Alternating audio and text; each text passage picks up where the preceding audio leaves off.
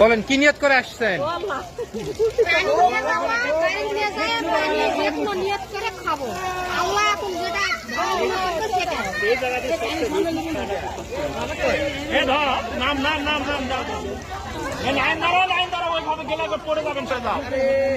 সবাই পাবেন, পানি এটা বন্ধ হবে না।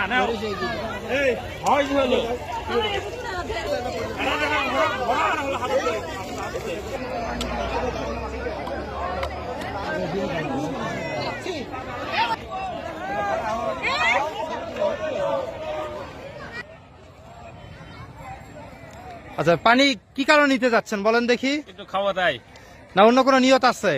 এখন দেখি কি হয়, আল্লাহ কি করাই। আল্লাহ সবই ইচ্ছা।